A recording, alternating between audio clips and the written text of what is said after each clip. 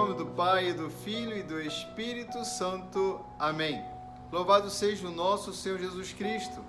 Querido irmão, querida irmã, nós celebramos neste domingo o começo do novo ano litúrgico e ele se dá com o tempo do Advento.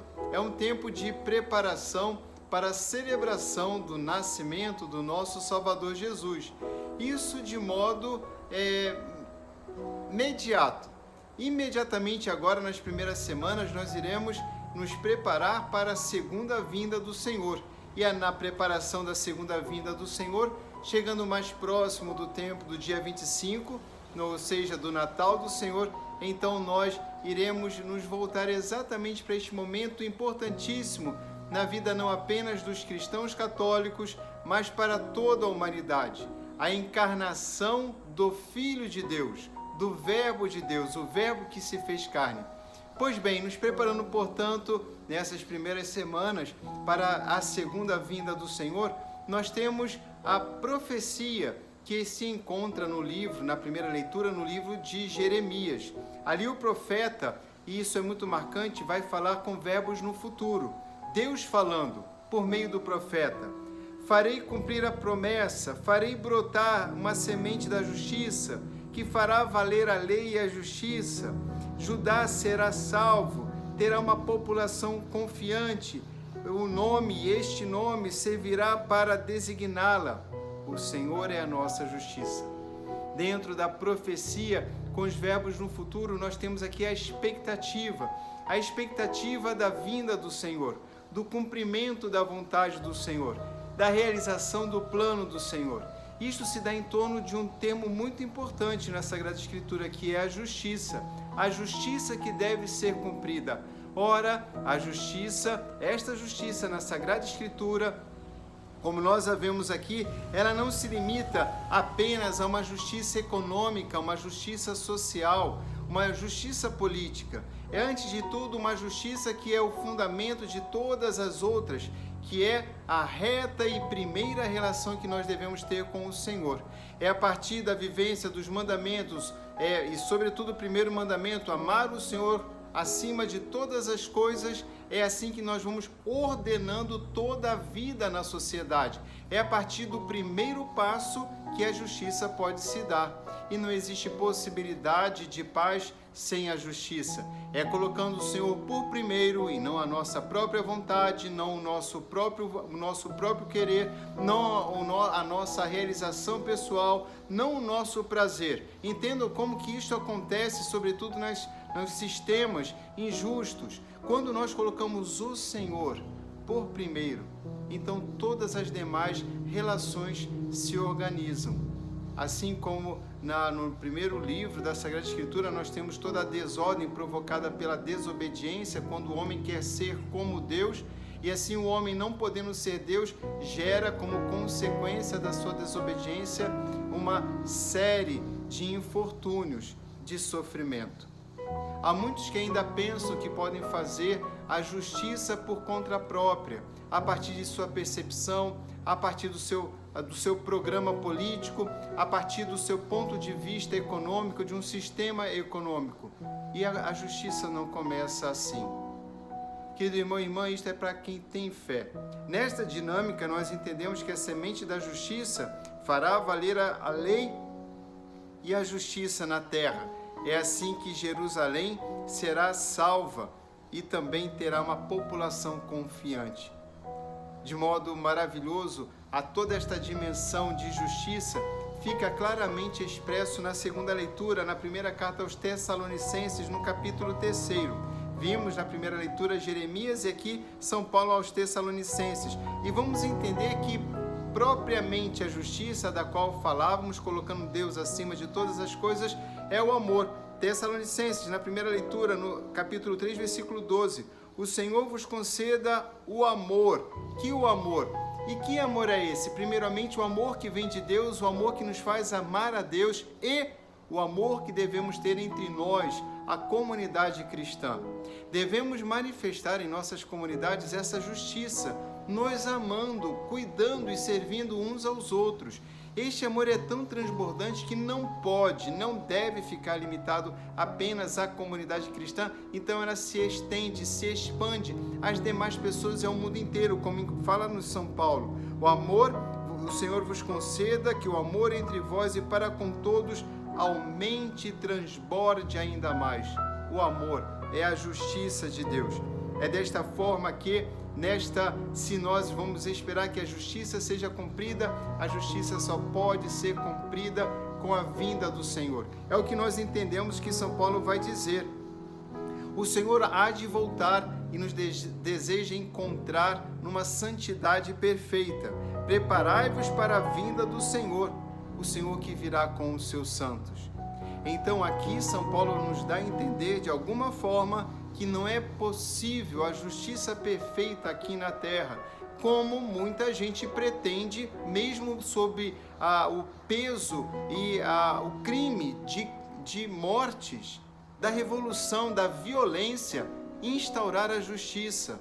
A violência não instaura a justiça, não a violência contra o outro.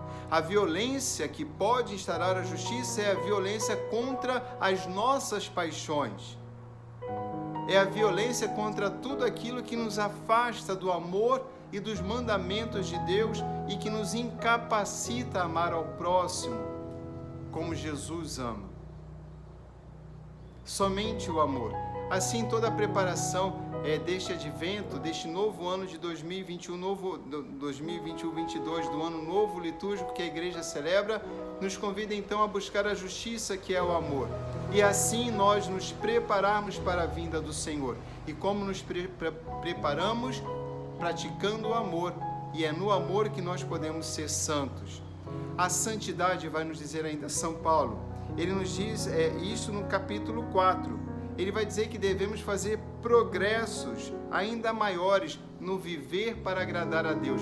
Viver para agradar a Deus é amar. Amar é ser santo. É compartilhar no amor a santidade de Deus. E a santidade não cai sobre nós como uma chuva de uma vez só. Ela é alcançada, ela é praticada, é como uma arte, vai sendo adquirida, vai sendo vivida. Por isso São Paulo vai dizer, fazei progressos ainda maiores. Mas qual é o caminho? São Paulo ainda vai dizer, conheceis de fato as instruções. E lá em cima, na primeira leitura, nós vimos, naqueles dias, naquele tempo, farei brotar de Davi a semente da justiça, que fará valer a lei e a justiça na terra. Então, que instruções? Não apenas aquelas que São Paulo vai descortinando, mas sobretudo a lei, os mandamentos do Senhor, os 10 mandamentos. Deles nós não podemos escapar. Em que sentido? Porque amando a Deus e amando ao próximo como a nós mesmos, cumprindo assim a vontade do Senhor, amando, portanto, é que podemos instaurar a justiça e por meio da justiça, e somente assim, a paz. E esta prática do amor é um crescente, é uma arte. Por isso São Paulo vai dizer, progredir, ou seja, fazei progressos ainda maiores. Ora, nós vimos a primeira e a segunda leitura que nos diz o Senhor no Evangelho. O Senhor, de alguma forma, nós encontramos este Evangelho no livro de São Lucas, no capítulo 21, o Senhor também aqui traz verbos no Evangelho, verbos no futuro. Diz de um momento de grande tensão, em que aqueles que praticam a injustiça, que o tempo da injustiça cairá, será desabado, ou seja, não perdurará. E isto virá como sinais, como nos diz o Evangelho, como nós podemos ler em Lucas no capítulo 21. E aqui, de modo especial, nós vemos que o Senhor virá. Nós vimos em São Paulo, devemos nos preparar para a vinda do Senhor, no dia da vinda do Senhor. E o Senhor mesmo vai dizer, no versículo 27 do capítulo 21 de São Lucas, então eles verão o Filho do Homem vindo numa nuvem com grande poder e glória. É assim, como dizia no começo, que nós estamos nos preparando para a segunda vinda do Senhor, nos preparando em santidade. E o Senhor então vai nos dar aqui dicas muito precisas de como nós podemos viver a santidade no amor.